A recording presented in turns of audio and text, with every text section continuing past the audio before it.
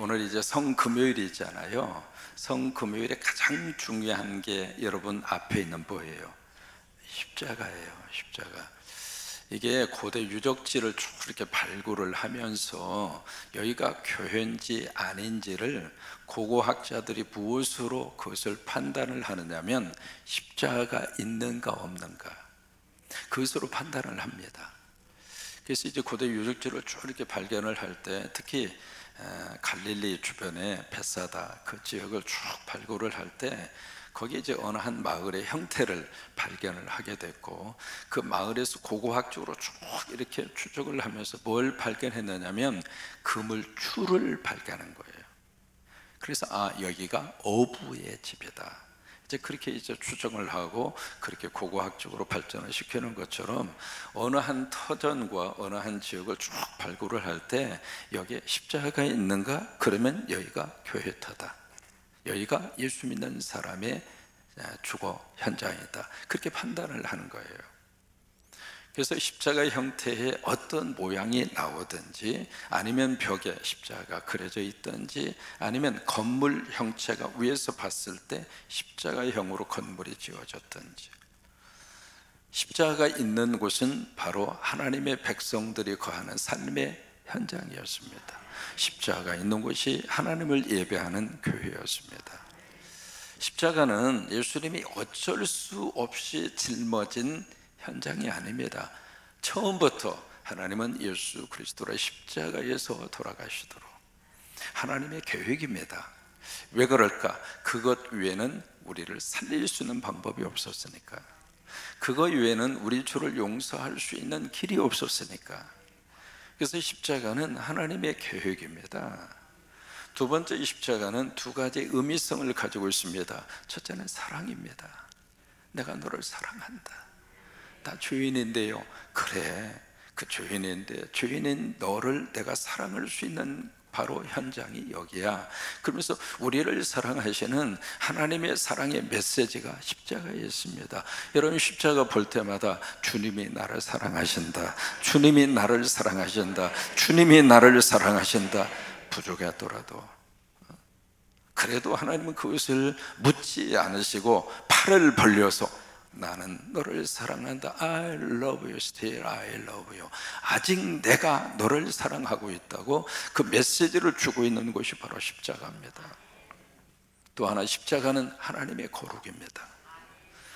아무리 우리들이 죄를 용서해 주시는 하나님이라 할지라도 죄를 가볍게 여기는 분은 절대로 아닙니다. 죄에 대해서는 하나님이 책임을 물으십니다. 근데 그 책임을 우리에게 묻지 않으시고 당신의 아들 예수 그리스도에게 물으신 것이 십자가입니다. 십자가를 보면서도 계속 죄를 짓는다는 이야기는 십자가의 의미성을 철저하게 무시하는 겁니다. 십자가가 있기 때문에 내가 용서받을 수 있으니까 똑같은 죄를 반복해서 지으면서 회개하고 용서받으면 되지. 그것은 마치 그냥 끌어안아주는 부모의 그 사랑과 용서가 너무 좋아서 이 자식이 계속 가서 못된 짓 하고 그냥 또 와서 그거하고 똑같은 거예요. 세 번째, 십자가는 바로 살림의 현장입니다.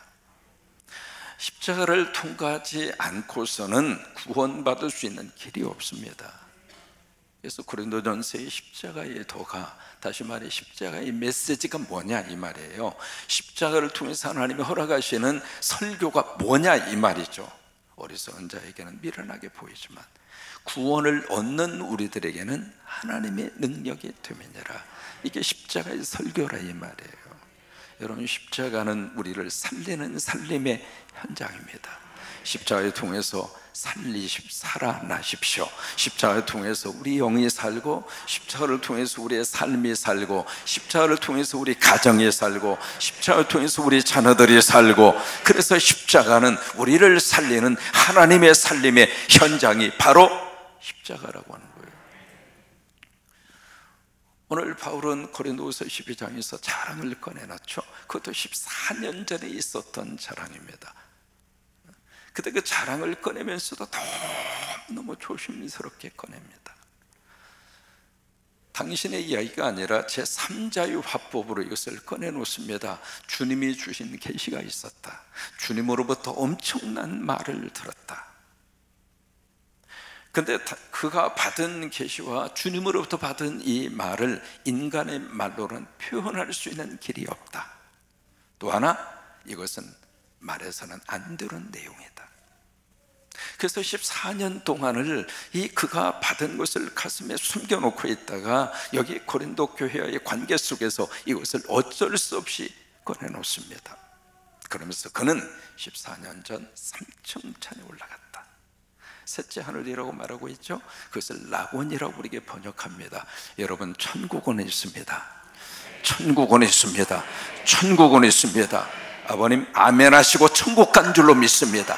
왜 우리가 마지막 돌아가실 때 애절한 마음으로 예수 믿고 아멘 하시고 가시라고 해야 할 이유가 뭔가? 천국 때문에 그렇습니다. 그래서 여기 바울은 글은 갔다 왔다고 하는 거예요. 그래서 이 자랑을 조금 이야기하다가 바로 이어서 더 이상 자랑하지 않겠다고 6절 말씀에 왜 그러는가? 내가 지금 한 말과 내가 보았던 계시와 이 말을 가지고 이게 내가 했던 말, 내가 한 것보다 더 엄청나게 이것이 불어날까 봐서. 사람입니다. 사람은 참 묘합니다. 그 사람의 유대성을 어디로 끌고 가는가? 우상화시킵니다. 그 사람을 자꾸 이상한 모습으로 포장합니다. 그래서 모세가 120살의 느보산에서 세상을 떠났을 때 하나님은 모세의 흔적을 이 땅에 남기지 않았습니다. 왜요? 모세가 하나님보다 더 위대한 사람으로 포장할까 봐서. 여러분, 그럴 가능성이 교회에는 항상 있습니다. 그래서 바울은 나 더 이상 자랑하지 않겠다. 그래서 7절 말씀 여러분 잘 아시는 말씀이에요. 내가 계시를 많이 받았다. 계시라는 단어가 나옵니다. 그 다음에 무슨 단어가 나오는가? 내 몸에 육체에 찌르는 뭐가 나와요? 가시가 나옵니다. 그 다음에 세 번째, 이게 나를 어떻게 해요? 처서라고 하는 단어가 나옵니다. 여러분, 이 세 가지의 단어가요, 여러분 깊이 한번 묵상해야 할 그런 단어입니다. 사람은 누구나 다 신비로운 경험을 다 원합니다. 왜요? 신비로운 경험을 하면 내가 영적으로 거룩한 자처럼, 또 하나 뭔가 모르게 영적으로 내가 특별한 사람으로 인식되어지기 때문에 누구나 다 신비로운 경험과 체험을 모두가 다 추구합니다. 그런데 보세요, 신비로운 체험 다음에 뭐가 왔는가? 가시가 왔습니다. 가시라고 하는 것은 작은 가시를 말하는 게 아니에요. 생선 가시를 말하는 것이 아니라 나뭇가지에 있는 큰 가시를 말합니다. 이 가시를 통해서 나온 단어가 바리케이트입니다. 바리케이트. 운전하고 가시는데 바리케이트가 쳐져 있으면 갈 수 있어요, 없어요? 못 갑니다. 산림농장 들어가시려면 바리케이트를 넘어서 가셔야 돼요. 거기 바리케이트 탁 쳐놓고 거기에 벤츠 차를 탁 한 대 주차를 해놓으셨어요.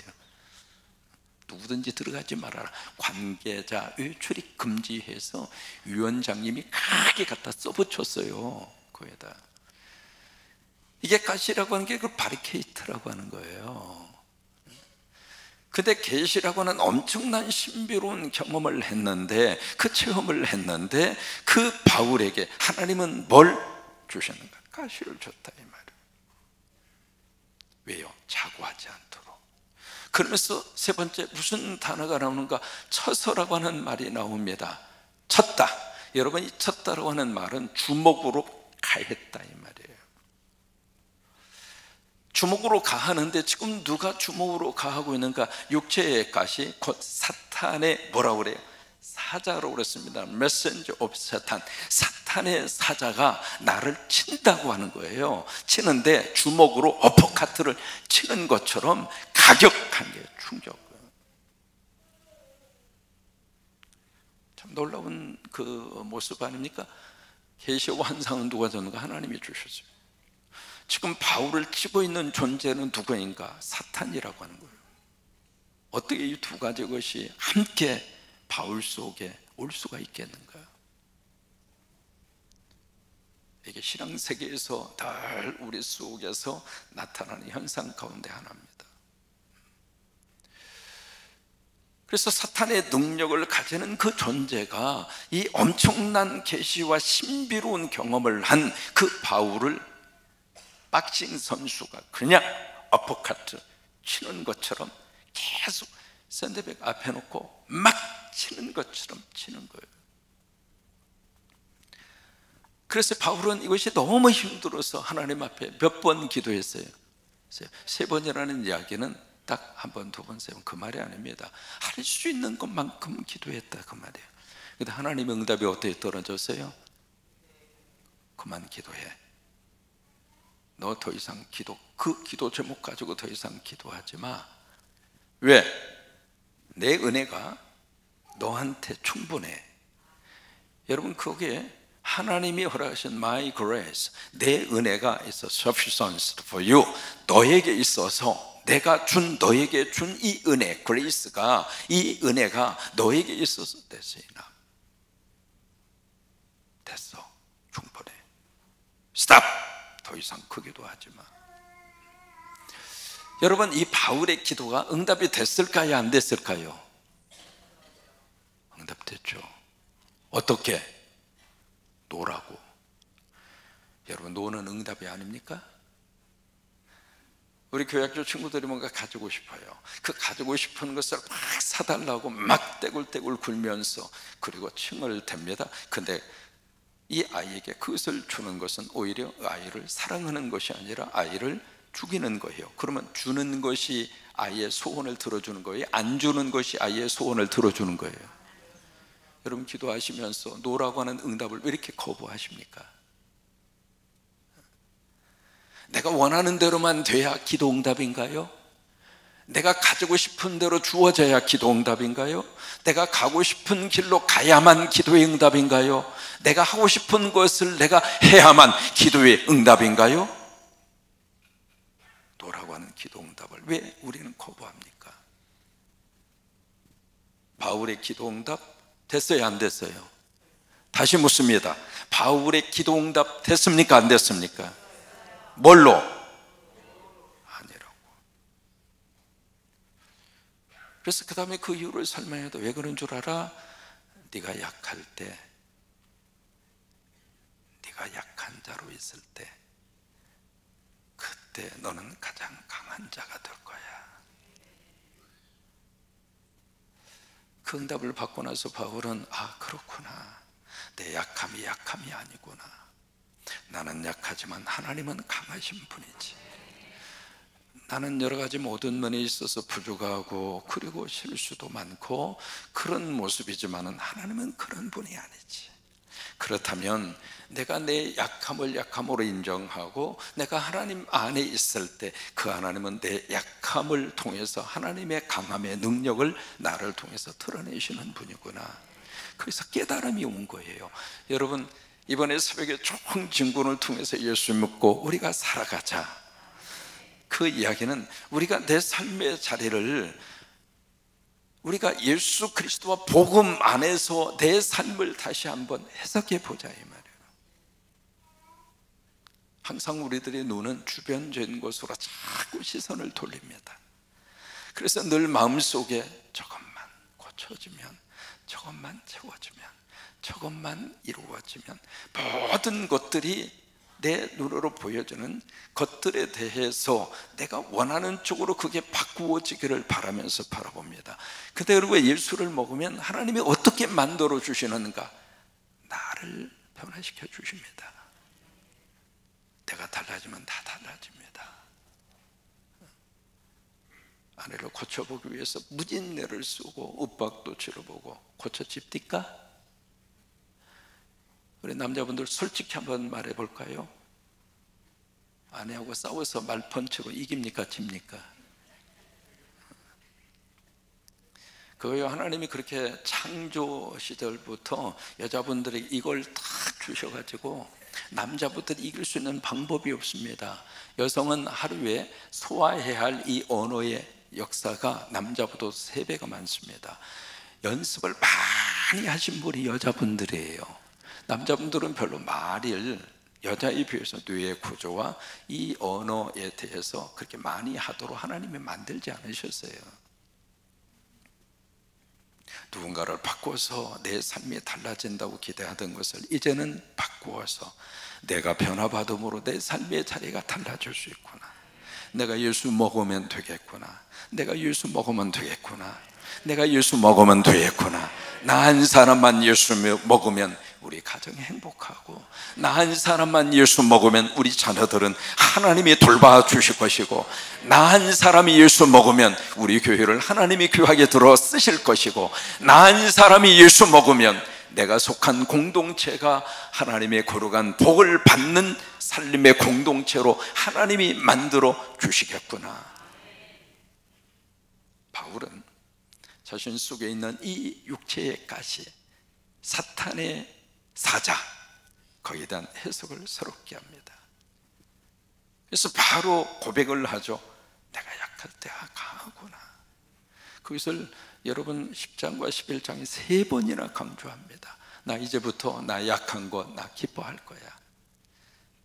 그래서 마지막 절에 5가지 리스트가 쭉 나옵니다. 약함부터 시작해서 권고, 핍박, 그런 모습까지 나오잖아요. 나 그것까지로도 나는 내가 기뻐할 거야.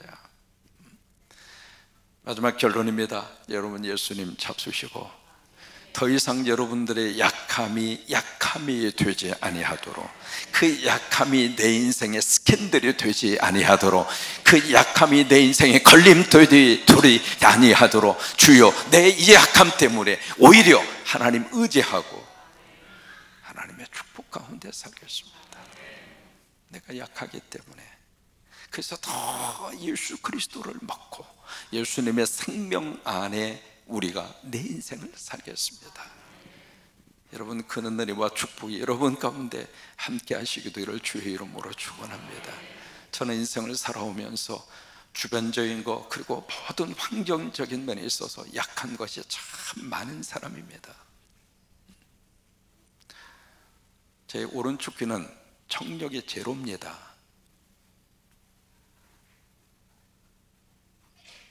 제가 이제 잠을 잘 때 만약에 왼쪽으로 누워서 이쪽에 귀가 막히면 알람을 5개, 6개 올려놔도 소리가 안 들립니다. 그래서 저는 새벽기도 지키기 위해서 사람이 자다 보면 잠을 뒤척이잖아요. 뒤척이다 보면 이쪽 귀가 막힐 수가 있잖아요. 저는 대화를 할 때 가능한 한 이쪽 편에서 대화를 하시는 분이 있으면 나도 모르게 이쪽으로 방향을 바꿉니다. 저는 기뿐만이 아닙니다. 콧구멍은 뚫려져 있지만, 콧구멍이 막힌 건 아니거든요. 콧구멍은 뚫려져 있지만 냄새는 전혀 못 받습니다. 그래서 지나가다가 어느 분이 저기서 무슨 찌개를 끓인다는 말 들으면 나 그분이 새롭게 보여줘요. 이번 도사 아닌가? 저는 지금까지 그런 경험을 해본 적이 없습니다. 근데 이 냄새를 맡지 못하는 것이 제 목회에 있어서는 너무 축복이에요. 연세 드신 분들 제가 가까이 다가서서 어떻게 하든지 간에 저는 아무 상관이 없습니다. 왜? 냄새를 못 맡으니까. 여러분 저에게만 이 약함이 있습니까? 사람 모두가 다 약함을 가지고 살아요. 어렸을 때 자라오면서 가졌던 상처는 바로 인생의 약함 아닌가요? 근데 그 약함이 내 삶의 달 발목이 돼서 나 이러니까 이것도 못하고 저것도 못하고 더 아니에요. 우리 약하기 때문에 더 주님을 의지하고, 약하기 때문에 더 주님을 의지하고, 부모님이 이 세상 일찍 떠났기에 아버님 48에 이 세상을 떠났게 해 저는 48살 이후는 난 덤으로 사는 인생이라고 생각하고 살고 있습니다. 누구도 나를 목회적으로 나를 이끌어 줄 사람이 없게 해. 나는 오직 예수 그리스도 외에는 내가 붙들 수 있는 분이 없었습니다. 여러분 약한 게 있습니까? 약함이 여러분 인생의 디딤돌이 되게 하시고, 예수 먹고 이제는 약함이 아니라 그것 때문에 더 은혜 받으십시오. 더 은혜 받으십시오. 내가 약하기 때문에 더 하나님의 은혜 받으십시오. 이 은혜를 칼빈은 그렇게 말합니다. 불가항력적 은혜라고 표현합니다. 내가 거부할 수 없는 은혜, 아니 거부하고 싶지 않는 은혜. 이번에 새벽에 중진군을 하면서 쉐키나들을 보면서 그 생각이 들었어요. 어떻게 다 이 멤버 수에 들어가지고 여기에 서니까 결석했는지 가방 들통 나고, 사탄 썼다 그러면 교인들이 다 출석 체크하고, 또 하나 팀장님이 전보다 누가 몇 번 빠졌다는 것까지 다 기록하고 있고, 내가 어떻게 하다가 하고 많은 팀 가운데 쉐케라에 들어가지고 이 생고생을 하는가. 근데 그 생고생이 은혜였다고 하는 거예요. 여러분은 어떻게 다 성광교회 오셔가지고 저 차상영 목사를 만나서, 다른 교회는 좀 새벽기도도 그냥 느슨하게 하고 좀 그렇게 하던 이 양반은 무슨 놈의 새벽기도를 40일씩이나 해가지고 안 나오자니, 장로가 돼서 안 나오면 또 교인들 눈이 있으니까 이거 뭐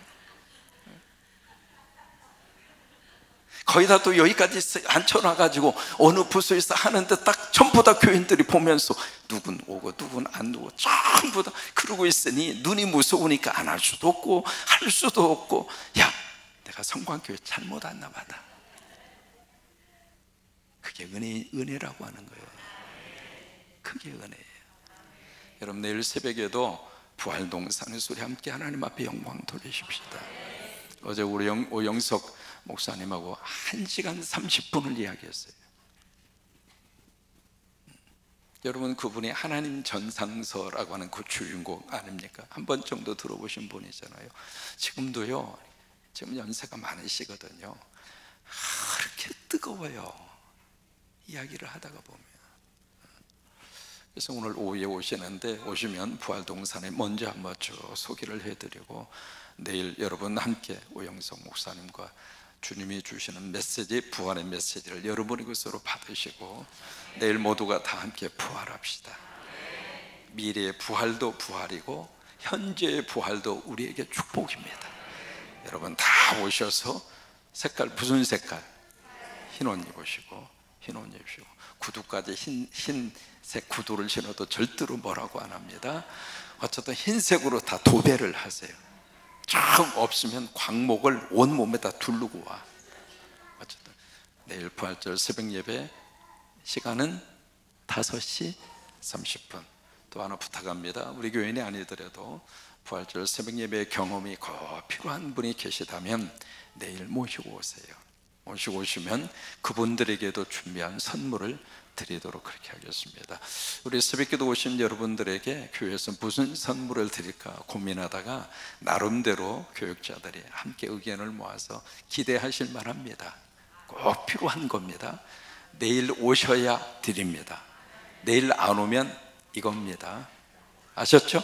내일 꼭 오셔서 선물도 타시고 부활절, 부활의 영광도 하나님 앞에 돌리고 그렇게 할 수 있게 되기를 바랍니다. 우리